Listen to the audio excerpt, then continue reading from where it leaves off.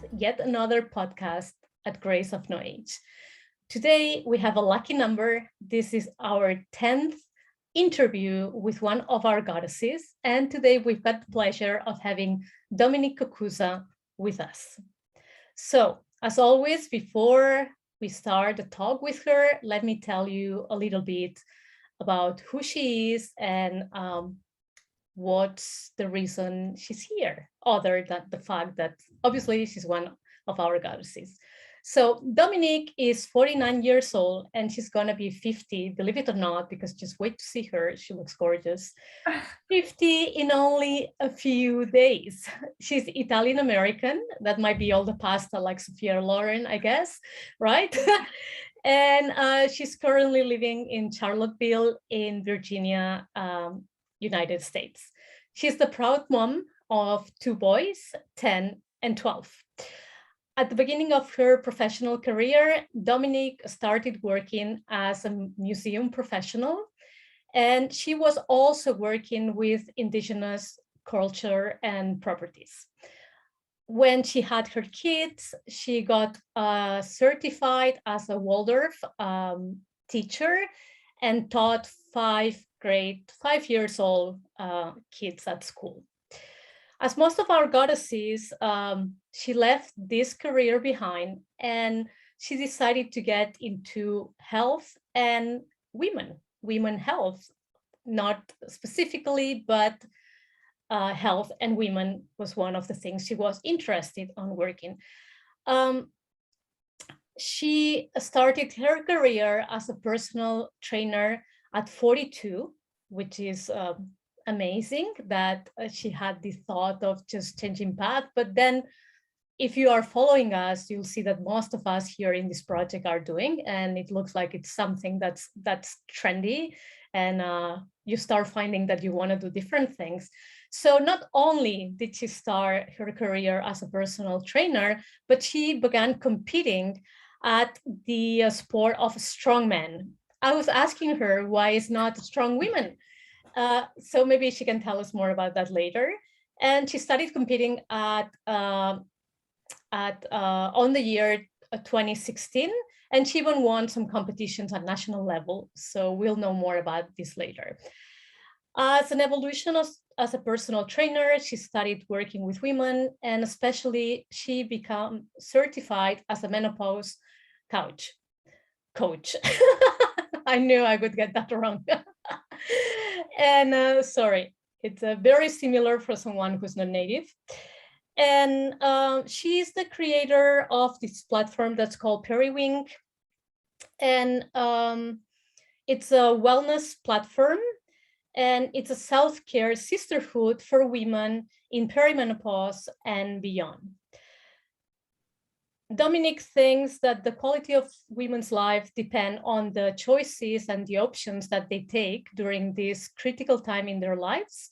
So that's why she's a menopause advocate and a spokesperson, and she likes to talk through all the taboos that our society has built around this concept. Also, because she was diagnosed with an autoimmune illness, she became a biohacker. And she's going to explain more about that during the interview, because that's something I also want to know more about. So Dominique, welcome. Thank you so much for making the time of being with us today. Here. Thank you for having me. It's my pleasure. And I just want to say it's an honor to be one of the goddesses in this project. I love this project. I just love the feeling of the warmth and the feeling around this project, and the experts that you've brought together under this goddess umbrella. It's really beautiful to be in their company, even though we're all spread around the world. So yes, thank you. I think that's the beauty of it. And my dream, as I keep saying, is that one day Grace of No Age is going to have the funds to bring you all together at a place and have a goddesses retreat, only us. Oh, that would be amazing.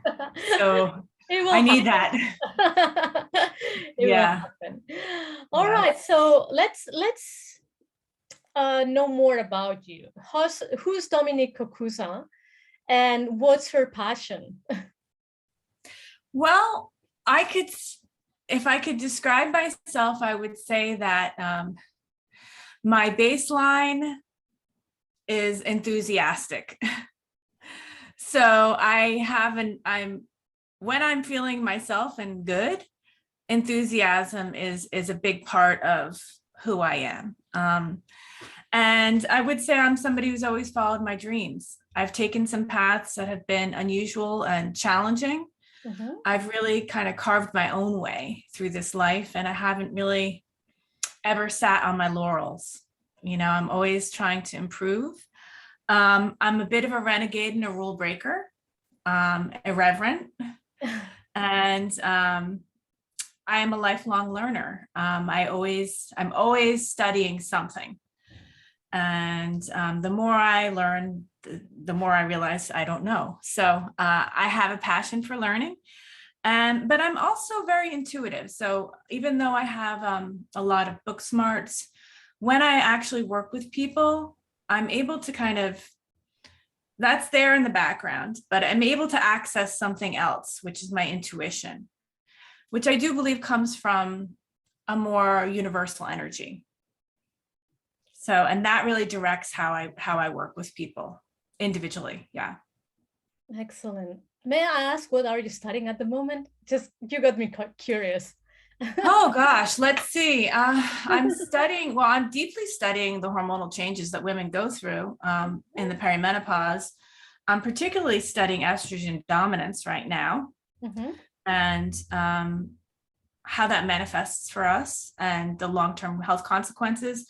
And I'm trying to actually write about it a lot because I feel it's a topic that's very unrepresented in the discussion of menopause, which has basically kind of just exploded in the last year or two, which is fabulous that people are talking about menopause. But even the top doctors who talk about menopause don't mention high levels of estrogen in perimenopause. So I am someone who is estrogen dominant myself, and was caught off guard by it. So I'm making that my mission right now to publish information about that so that women can recognize their symptoms. That's very interesting. And one of the ideas of this podcast is the first one we do with each one of you is just to get to know who you are, what you do. But later I would be just asking you again to come back online with me and just talk about a specific topic.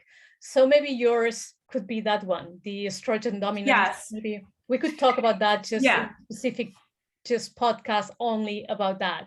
How would you feel about it? I can give you time. I would love to. I would love to. The other thing that I've been really focusing on is I collect data on my ladies, and we'll talk more about Periwink later, but I'm collecting data on symptom outcome and how natural lifestyle choices affect symptom outcome. So that's another big project where I'm working on really tightening up my data collection around that, so that my goal is at the end of this year, I have a really robust set of data about how lifestyle changes affect our symptoms. So I'm a nerd. We'll talk more about it. Just looking forward to it. So Dominique, you started a PT career late, as we said, kind of only 7-8 years ago, almost 8 years ago. And how did it happen that you went from working at the museum, working with the indigenous culture, teaching kids at school, to how did it happen that you decided to be a personal trainer? Well, I had a long-standing career in New York City. I worked for the top museums, including the Metropolitan Museum of Art, the Smithsonian. I worked for a long time for the National Museum of the American Indian. And I was in a very, very much, my career was a long learning apprenticeship kind of thing. It's something that you have to spend a lot of time under experts learning how to do in order to finally then get a good job. So it's kind of a combination of anthropology, art, and science, chemistry, science. So I have this background of this, cultural understanding, and also this desire to help an altruistic kind of way, trying to be involved in cultural perpetuity for, people who are marginalized. So that was my desire there. And I wanted to work with my hands. I'm an artist. So then when I had children, I moved here to Virginia, and I continued my career working with Aboriginal art and cultural property at UVA at the 𝐦𝐿 Museum. And I had my two boys when I was there. So I was a working mom, and I felt really guilty about being away from my children. So I became a Waldorf teacher, which is a whole unique and unusual kind of esoteric philosophy and pedagogy that comes out of Germany, turn of the century Germany. So I got certified for that, and I got, an understanding of anthroposophy, which is a whole nother perspective on human development, and became a teacher. And I was actually a grade school teacher. So I taught children from 2nd grade to 6th grade. I stayed with the same class. My children were in the early childhood. And so that was amazing. It was all taught through art. But then I got really sick while I was there with Lyme disease, and I got a tick on the playground. So I decided to go back to sports, which I had been an athlete my whole life, but I decided that I was going to do CrossFit because I wanted to get my body temperature up to drive out the Lyme. And I discovered I was really good at weightlifting. So that was kind of a mistake. I did cure myself of Lyme. And and then my whole entire conception of my body image changed when I started lifting. And I went from someone who was always trying to carve my body down smaller and smaller by doing cardio to someone who celebrated my big butt and my thunder thighs for all they can do. And it was such a big change for me. And this is like almost 10 years ago, before muscular women were socially acceptable. And I felt so strongly about the difference it made in my confidence and how empowered I felt that I decided that I was going to begin coaching women. So I started with coaching women, but women who were like elite athletes, very, competitive and super strong. And I actually started because I started training them because I didn't want to be training for these competitions by myself. So I wanted company. So I started coaching, and then I made it my full-time career eventually because I decided I wanted to age into it. So that's kind of the story how that happens. Interesting, huh? Sometimes something happens and makes you realize that your life wants to go a different way, and giving you notice somehow. In your case was the Lyme disease, and had to make other decisions. It's when they say that the crisis is an opportunity, sometimes it's so true. Absolutely. And everything that happens in life. Excellent. So, and you said you find out that you were pretty good or very good at weightlifting. So you started competing. Tell us about that. You won some awards. I never knew I was going to do this. I mean, I have been an athlete my whole life, and fitness has been like art and fitness and dance have been like the 3 pillars. There's got to be a fourth. Family will be the 4th pillar. But they've always been important in my life. And when I was younger, I did. I have a lot of explosive potential in my body in terms of athleticism. So I was really good at track and field. And I later on, I was trying to carve my body down. So I did a lot of distance and endurance sports like running and cycling. I did capoeira in my 30s, which I loved, which is a Brazilian martial art dance and with music. It's amazing. And then I also did it all through my 20s, African dance and drum. I studied under masters from Guinea, West Africa, in New York City for about 7 years. So that's kind of like my movement snapshot of my life. And when I got to my 40s and I discovered that I was good at lifting, I didn't know that I was going to be good at it. And I just, I actually got another serendipitous event. I got injured. Well, my Lyme came back in my knee. So I had to just do only overhead press for months. That's the only thing I could do. And when I recovered from that, I was so strong and went back to CrossFit. I was like, oh my gosh, strength is what I want to do. Strength is where it's at.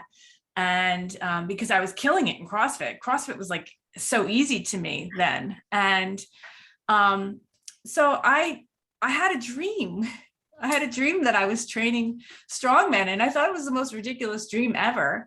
I was laughing at it. I went and I told my coaches at CrossFit, they said, there's actually a gym here that just opened up called Primal Strength Gym. So I went over there and I found a competition, which was called Ladies Lift Here. It was an all women's competition. They used to be run, they were amazing, huge competitions. And it was the beginning of women participating in this sport of strongman. So I competed and I did really well. I competed out of my age class. So I was competing in open. I was not competing as a master. And I was like beating all the 20-year-olds. And I was like, this is amazing.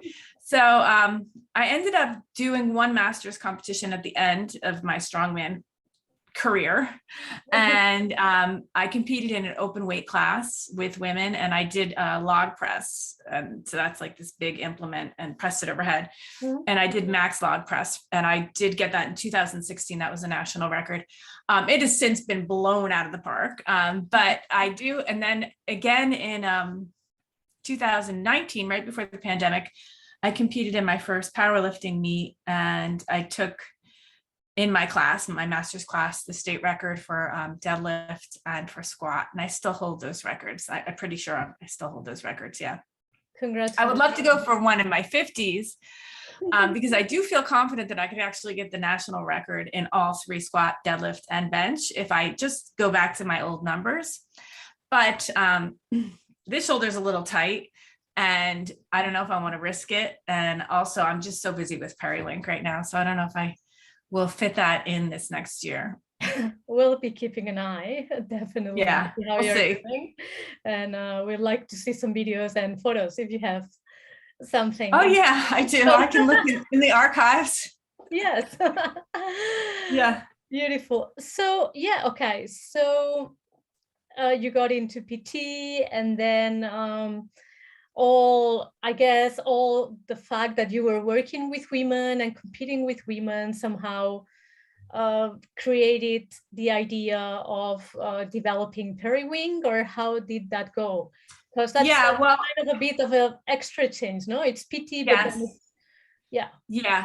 it went. So how it went is I started with the competitive women, and that was when I was working part-time, and I was still teaching, and I was competing. I can't believe I was doing all this. I had 2 young kids. I was competing, I was coaching, and I was teaching full-time. No wonder why my 40s were so hard. So I ended up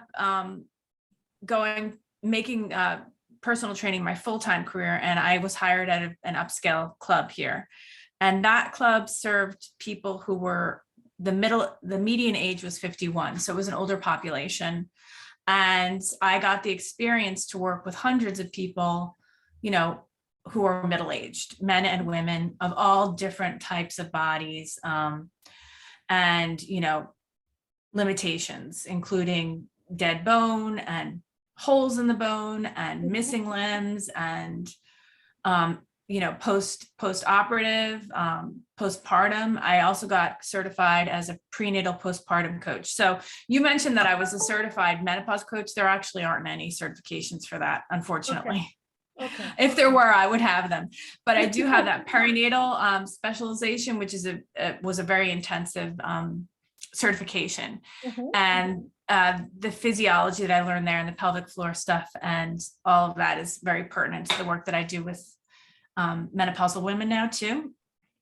So that's kind of how it happened. And then when the pandemic happened, I went through my own peri slam, I call it, at like 47, 48. And that's when I really started to feel symptomatic. And when I discovered how unsupported this stage of womanhood is, I couldn't unsee it. And I decided to pivot my business for it because I felt like if I can make a difference for any women here, then that's my life's work now. And I'm very passionate about it. And then that's why we're interested on having you on board, because obviously we saw the work you were doing, and I thought it was amazing. And that's why I thought having you as a goddess inspiring other women, because again, that's our mission as well, is to make a difference, to be out there to help women to transition through these potentially difficult times. It really matches our work. Yes. So I understand that the type of clients that you have are middle-aged women, that they are in like perimenopause and beyond. How do you help them? What type of work do you do with them? Is that physical work, or is there more than that? Tell us a bit more. Yeah. So my clients are international. I have a client in Wales, one in England, and the rest of them are mostly on the East Coast of the US, so all over the East Coast. I kind of keep them right now. We're working on that time zone because we do a lot of things together. Eventually, as that gets feeling really full, then I'll open up to more time zones. But the kind of work that we do together is, I create a lot of content. I create a lot of video content and a lot of instructional exercise content, and all of that is housed in the app Periwink. And when I first started, I was feeling like, because I like to make content, I'm also an artist, so like the visual aspect of it is part of what I like to do. So I was kind of feeling like this was what it was going to be, this app. And I did 2 beta tests with 2 different platforms, and finally honed the program the way I wanted it. But what I found was actually that wasn't the meat and potatoes of Periwink. The meat and potatoes, or the glue anyway, is the women themselves. So the community aspect took on a much bigger piece than I had ever anticipated. And so it's kind of like, yes, we have the content in the app, which women consume slowly at their own pace. And it's got a lot of resources and great deep information. That's for their individual work, but the time that we spend together is really the thing that makes a difference in their life. So we work out together Monday, Wednesday, Friday, our workouts in the morning, 6 a.m., half an hour strength workouts. So we wake up together, and they're very, unique, because we do other things besides working out too. We do pelvic floor work. We work on parasympathetic nervous system, relaxation techniques, and we also do earthing at the end of the workout. So so there's like a lot wrapped up in the workout. So, and it's very, very efficient. And then on Thursday, we have technical help. So that's like if you need help with a lift, like today I coach somebody with deadlifts, barbell. So you can do this any way, from body weight to barbell. And then Tuesday, we do something called walk and talk, where we walk outside, and it's like a group coaching call that's almost like a woman's circle. And so you come with help, with things that you need help with. Together, like all women connect at the same time? Whoever wants, whoever pops on. It's like the women take what they need from the program, but I have this big umbrella, so they have a lot of chances to get help. I was already trying to find out what time 6 a.m. for you would be for me, see if I can join some sessions. I would love you to. Yeah, to pop in with us. Yeah, it's gonna be like midday, right? We're 6 hours apart. Am I right? Yeah. 6 hours, midday. Yeah. Usually I would love that. Please do. I'm gonna have to extend my intermediate fasting, because usually I eat at my 11. Okay. And, that's not gonna work if I've got to train at 12. But I can figure it out. Yeah, I can. You have a banana or something. Well, yeah, it's true. I can break the fast very small food. Yeah. Or like a turmeric smoothie or something. Mm. Yeah. So, and then the most exciting, well, everybody gets the most excited about this call, which is our Sunday call. So I prepare a shopping list and a menu that I put out on Wednesdays, and then they shop, and then we get together Sunday morning at 8. And for an hour and a half, we food prep all of our food for the week.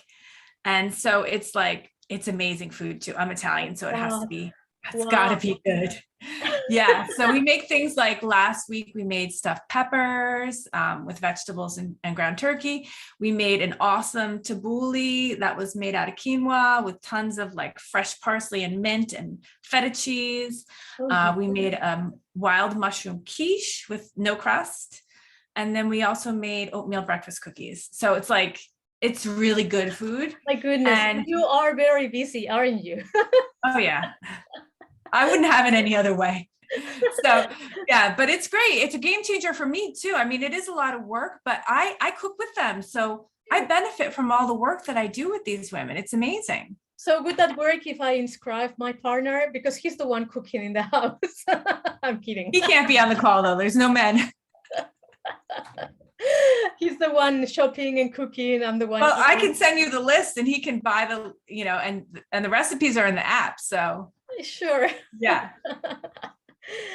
Excellent. Oh wow, I didn't know so many of the details, and I'm definitely gonna download the app. Actually, I can't wait to have it, so I'm gonna do it right after our talk here. Oh, good. I'm gonna try and join you. I can't do every day because I have other commitments. It's the middle of the day for me. But I'll definitely try one day, at least a week or so. I'd love, to meet the people, and then we can also promote it more at Grace. And if I do it and we promote it, we do it with you. We can get maybe people to engage with us at our different time zones if they can make it happen, right? So it's not difficult to engage with Europe. It's kind of the day for us. Depends on the work, I guess. Yeah. Great. Wow. Yeah, sounds so amazing. Let's talk about something different. What's biohacking? And tell us a bit more to the extent that you want. I know you were diagnosed with this autoimmune illness that I can't pronounce, I'm afraid. Yeah. I'll tell you what it is. Yeah. So I want to say, I say I've been biohacking since I was 30, so that's 20 years. But the truth is that this all really began much earlier for me. And as a teenager, the nerd that I am, and the renegade rebel that I am, I decided I wanted to be a vegetarian when I was probably around 11. And my mother said to me when sometime around 15 or 16, she was like, listen, if you really want to do this, you're going to do it the right way.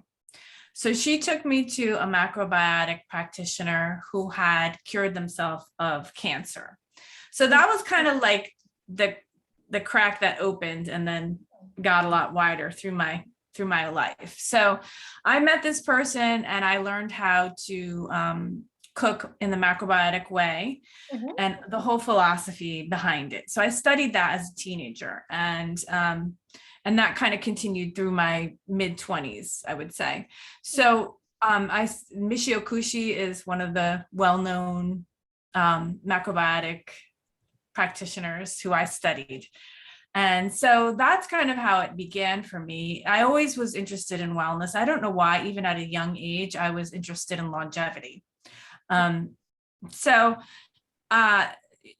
Also food as medicine was part of how I was raised. My stepmother, who raised me, my biological mother was kind of out of the picture. She was Greek and she was very much interested in healing modalities. So, I grew up with eating in the macrobiotic way, lots of brown rice and aduki beans and kombu, which is a kind of seaweed.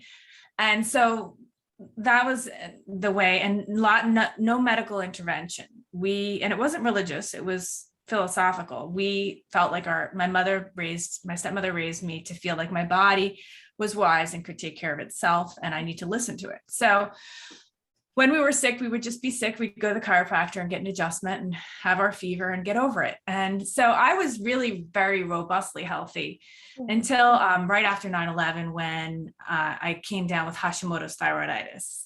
I was in New York City at the time.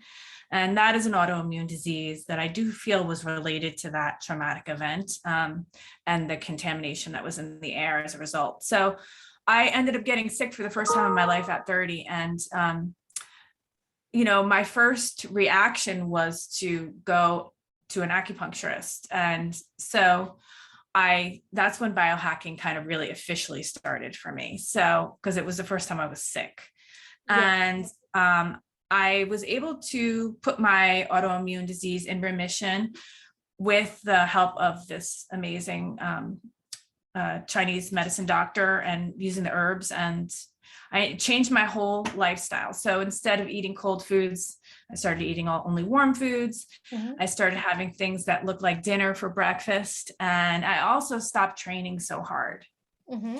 I was very, very, and it was really only this past year and a half that I really took my training down a notch for perimenopause, which I'll tell you about later. But so that's how it started. And then when I got to my 40s, I biohacked my way out of the Lyme disease using all kinds of modalities. I mean, including low level electrocution, the Cowden protocol, the Biohacking protocol. Those are 2 herbal protocols, infrared light therapy, you name it, iodine therapy, all kinds of therapies that I tried to get out of Lyme disease. And then once I kind of got out of the clear there and I started competing, I started to use all kinds of herbs and modalities for sports performance. So I have this very long history of tinkering on myself with all kinds of things, from taking deer antler for sports performance to even taking microdosing 𝐷𝐿 for trauma, for early childhood trauma. I've done like everything. And my ex-husband he also is a buyer for a natural food store. So I have, long-term experience with all kinds of products around longevity, wellness, and performance. And I've tried a lot of stuff, and some of it science-backed, some of it not, some of it traditional. Mm-hmm. I will say that I always tend to, the kind of biohacker that I am is more towards ancestral practices. There are a lot of different kinds of biohackers. They do all kinds of stuff that's really interesting. But I'm not one of those high-tech biohackers. I am more the traditional practices biohacker. So you mentioned that as a kid when you were 11 and during your early teens, you decided to be a vegetarian. Are you still a vegetarian now? No. I gave that up in my early 20s. Mm-hmm. And actually, when I went to Jamaica by myself for 2 months, which is crazy, after college, I was served liver as my first meal over there from a very, a family that had very little means. And I would definitely was not going to refuse food from this family. And when I ate it, I felt so much better. I was like, oh, I need meat. So that was the beginning of me eating meat again. Yeah. So I eat meat. Not a ton of it, but I was paleo for many years as well. And I have celiac disease, so I was paleo as well. So, but now I eat meat, and I do eat grains. So I wonder, because I haven't had meat for, I would say, almost 30 years. Wow. Yeah. Kind of, because it was only, I would say, maybe 6 years ago that I gave up, maybe 3 years ago that I gave up Spanish ham, because really it's so hard. I love jamon. Yeah, but like the special one, yes. The one that's it's called Ibérico. I know what you're talking about. I tried to smuggle it back here. I got busted. And because I was living abroad, and for long periods. I lived in the US, I lived in Dubai, then I was for a year in Bali, then I ended up living in Australia. And every time I came back, my first meal would be like, I need 100 grams of Iberico ham. And but now I've been here for a while. It's going to be 3 years because I came back, got stuck with all the pandemic and everything. And so I'm still home. Can't tell how long. And at a point I was like, it doesn't make sense, either I am eating meat or I'm not. So I gave it up, as hard as it is, because sometimes we have people over and we just buy kind of a lot, and it's so expensive and so good. And I look at it and I smell it and I'm like, oh gosh, I want to eat it, but I don't. And I wonder how I would feel different if I did. And I used to eat fish for most of I was like a vegetarian for a while. Then I went back to fish with ham. And now it was only fish and seafood. And only 2 months ago, I gave up on fish and seafood. So I keep experimenting. And yes, well, that's interesting. Better. Yeah, I feel better, but I don't know if I'm properly I do eat eggs, organic eggs, like 2 a day and all that. And just the other day, my partner said, I'm eating more meat now because he does eat meat. I feel stronger.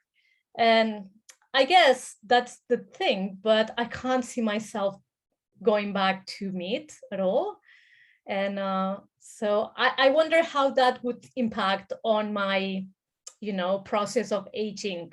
The fact that I'm not, getting animal protein in that sense other than the eggs. But for me, it's kind of a conflict all the time because I do it for ethical reasons. I like all the meat. I like everything.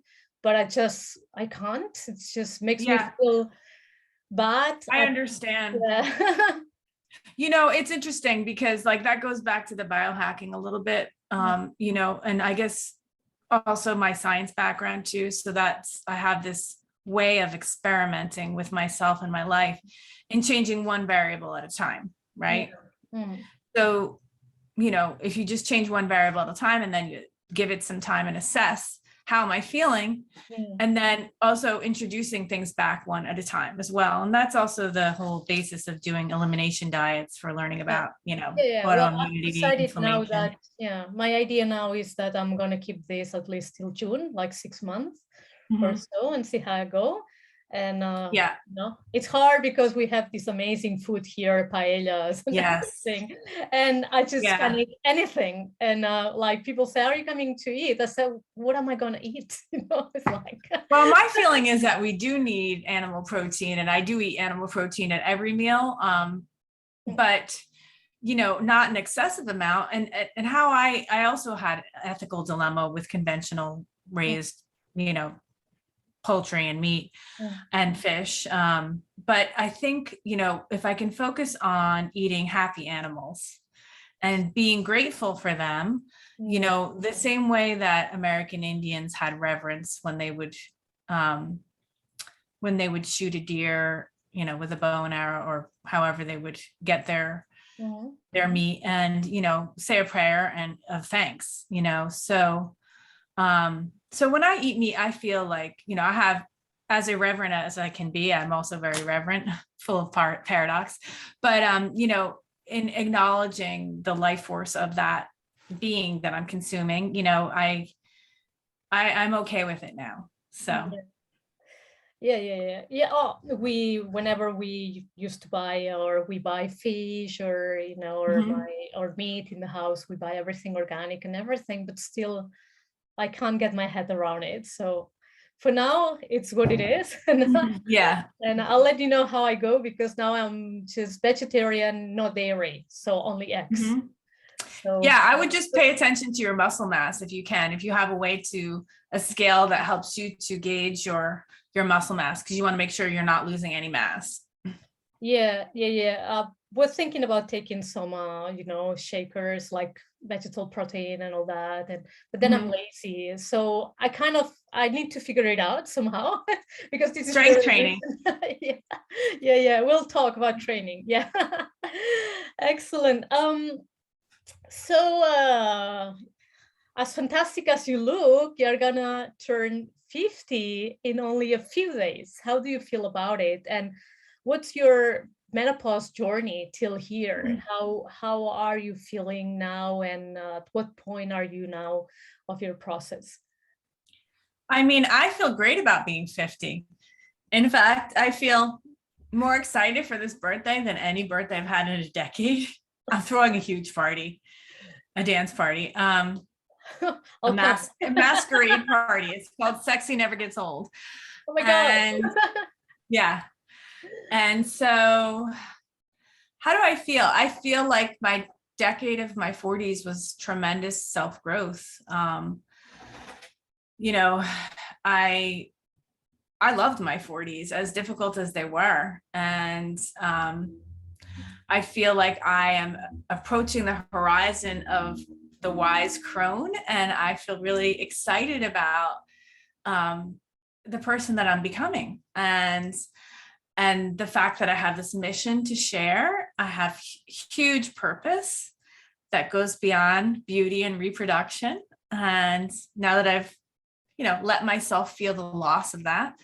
And also how I am in my menopause journey now. Let's see. So in my biohacking, was always someone who never took hormonal birth control or did medical intervention in general. I didn't take medicine. I healed my body through natural means.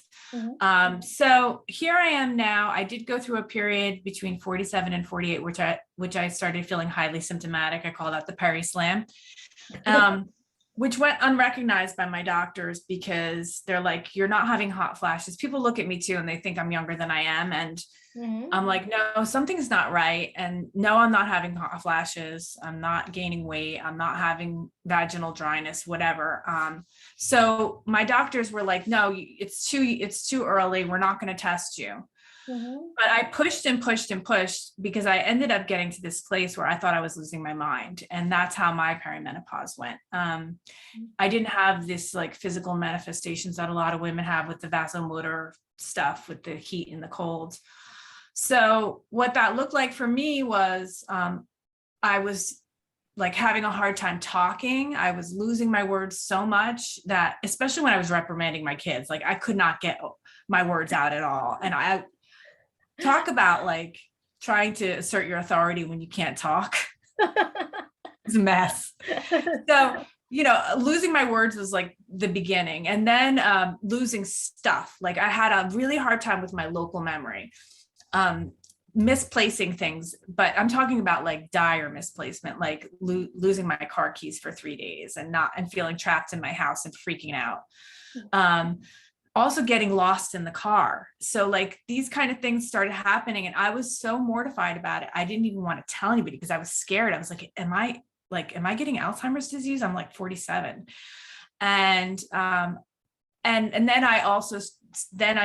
my weight started creeping up. My breasts were really painful. And I felt like I was like overly voluptuous, if I could put it that way. But like, almost like I was pregnant. And so finally I went to the gynecologist and she tested me. I broke down. I was like hysterical crying that time. She finally agreed to test me after 2 years of asking. And my period had become irregular at that point. And we found out that my estrogen was so high that it looked like I was in my first trimester. She's like, go get tested for pregnancy. I'm like, I'm not. She's like, go now. We need to rule this out. And we found out that I had really high estrogen. And I was like, how is that possible? Isn't it like, aren't I supposed to be having low estrogen now? Like I'm going towards menopause. And that's not the case for a lot of women. So that's really how Periwink started for me. So I started to biohack my way out of it, basically. And I did. And I am completely symptom free, except for my regular period. I have this like almost constant period now. But I mean, it doesn't, no cramps, no other symptoms, it's just the blood. But, I have no symptoms. I sleep generally, except for last night, which I was telling you about. I generally sleep like 8 hours a night. My mood is good. My skin and my hair and everything feels good. And, like I don't have any symptoms. And it's amazing. And what I learned, I know that there's no one size fits all for women in menopause because the experience and the presentation of it is so unique and varied. But I do feel like I found some things that are true and are one size fits all for women. And actually, they're not just one size fits all for women, they're one size fits all for humans. So, and those are some of the recommendations and the tenets that Periwink is built on. Okay. So now I'm great. I'm still in my fertility time. I'm not post-reproductive yet. It looks like I will at least reach 51, which is the mean age for menopause, because it's still happening here and I'm going to be 50. So yeah, I'm trying to push out my menopause though. I want to delay my menopause as much as possible. A lot of people don't know that that's possible as well. Okay. It is. So why is that good? And I was also going to ask, so how is it possible? Yeah, usually suppose your estrogen is supposed to go down. So why does it go up for some women? Like you said, it's the case of many women. Yeah. Well, we're not really sure why exactly some women are more prone to that. If you looked into Chinese medicine and how hot flashes and estrogen dominance are kind of characterized, hot flashes are towards this heat and dry, and estrogen is more towards cool and damp. And I have always been a cool and damp constitution. And, imagine estrogen is juicy, right? Hot flashes are dry. So it makes sense. And so I think that, that's just like a kind of way my constitution is built, more towards estrogen. But I think also there are many factors in our lifestyle that can make that worse. So, or make it better. And I do think that we can control our hormones with our food and our diet and our lifestyle choices. Absolutely. There are some people who say we can't and we need to just take some pills. And I'm not against HRT or menopausal, hormonal therapy, now that it's called. But I just think that, let's address how we're living first. So why it happens to some women, we have a lot of exogenous estrogens in our environment through contaminants, through farming practices that have taken place over years and, infiltrated their way into our food sources and into our meat sources, into the plastics that we use. It's kind of like we're surrounded by all these excess estrogens that are synthetic. So our body takes those up. I mean, it comes right through our skin. It comes right through our digestion. So that doesn't help. And then a lot of the lifestyle things that we do, like drinking alcohol, increase estrogen. And so does conventional red meat. There are so many things. Even stevia has been shown to be hormonally disruptive. So removing all these hormonally disruptive things from our lifestyle is one of the things we do in Periwink. So that can increase estrogen problems, right, for women. But then, it's just not well known that this idea that we are kind of like in this decline in perimenopause is not actually true. So for many women, they experience anovulatory cycles where they don't ovulate, and something gets off in the axis, the pituitary axis, in which estrogen becomes dominant because progesterone lowers. Okay. So when we have progesterone lower relative to estrogen, it leaves estrogen high. And it's not like it's not going to be high the entire cycle, but they're going to be like these some women have very intense peaks. And so a lot of the symptoms that are associated with early perimenopause, including weight gain, including low libido, including PCOS and fibroids, insomnia Mhm. have to do with high estrogen. Okay. And that's very not spoken of. Nobody knows about this. Nobody's talking about it. Well, no one's talking about menopause. That's why we're here, actually. Yeah. That's why you chose to do your project and we chose to create Creator of Periwink, which, as your Periwink project, it's not only about the hormones and the menopause, it's about just taking care of yourself as you are aging as a woman after 40. So like you said, I'm very happy that you just mentioned that your lifestyle brought you to not having all these symptoms and everything, because that's what we're trying to teach, that if you take care of yourself, you can get to the point where your body is going to go through the major changes without having to suffer severe symptoms. Right. And that's the case with me as well. Like I'm going to be, let me count, I'm 52 actually. And you look fabulous. Thank you. It's the light. You do. Amazing. No, it's not. It's my light ring. No. And I don't have any symptoms.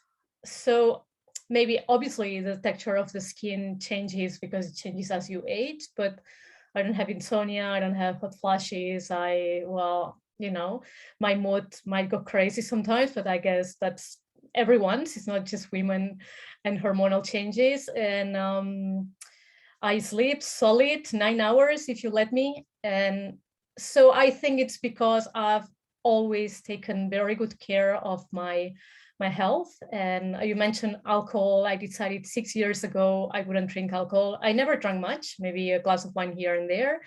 And it feels so great. I don't miss it. 6 years, nothing. I don't drink either. Yeah. And you know, all the life choices we make, obviously I do sports, I don't lift weights, but seriously I've started considering that I need to just build more muscle, like you mentioned. And my thing is, I don't like it. I love Pilates, I love yoga, I love biking, cycling, swimming, but I hate it when I just get my, you know, my weights and I'm like, this is like, I find it so boring that I just find. Well, I make it fun, so. So maybe that is one of my major recommendations for women, though.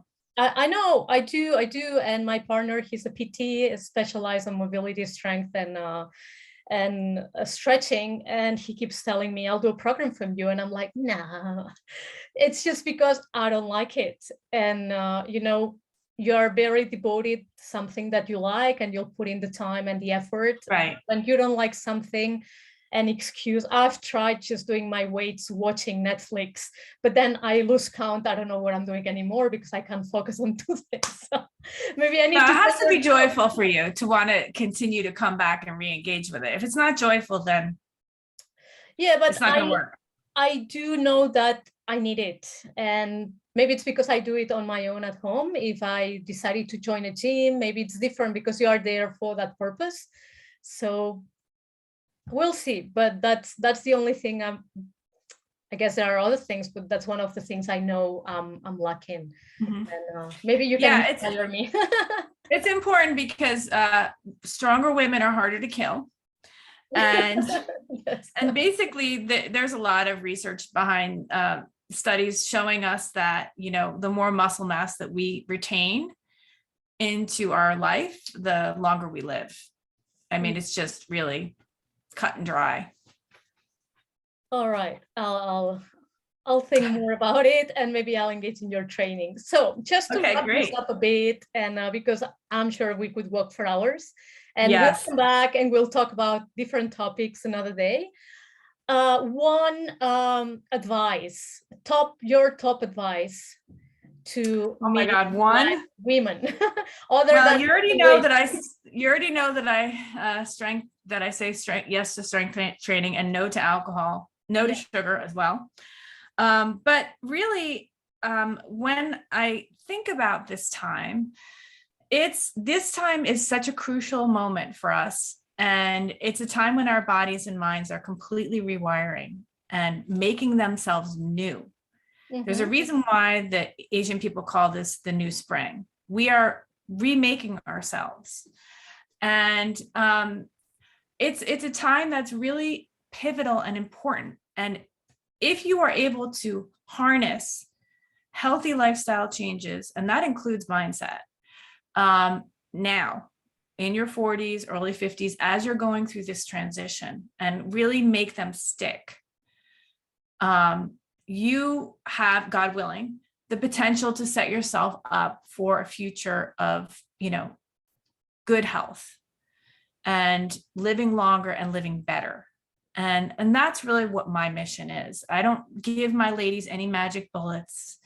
This is, we're just putting in the time. We're practicing again and again how to take care of ourselves, how to become the mother of ourselves finally, and how to collectively take care of ourselves so that we have this, organism of support and celebration and honor for this stage of womanhood. And so it's a process, and it's never going to look perfect, but it's the striving is what is important, and coming back and showing up every day.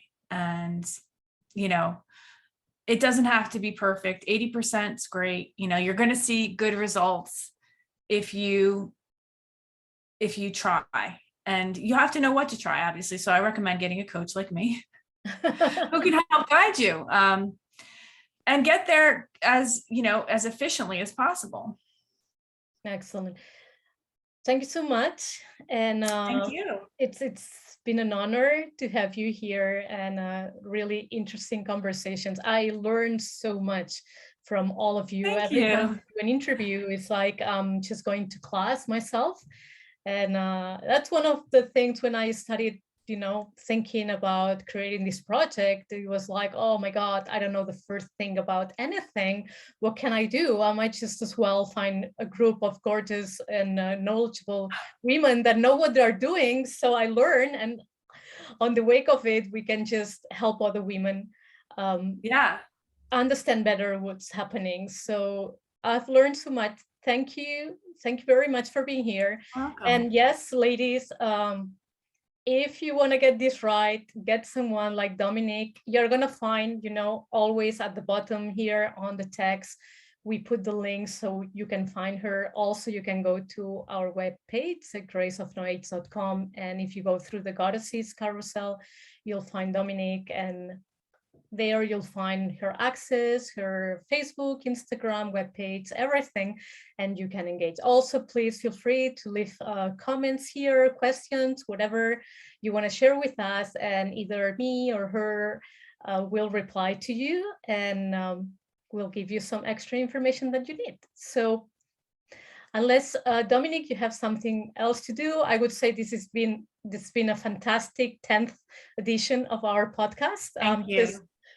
Just getting there, and more coming. We're trying to record once a week. Sometimes we do it in English, sometimes we do it in Spanish. And so we, that way we serve all the audiences. And if you don't speak Spanish, you want to learn, that's an opportunity for you as well. Join us in Spanish and do your best. So we teach languages, and we teach just growing older, healthy, and graciously. Thank you, Dominique. Pleasure. Thank you. Thank you. Thanks for being here. Okay. See you soon, everyone. Bye.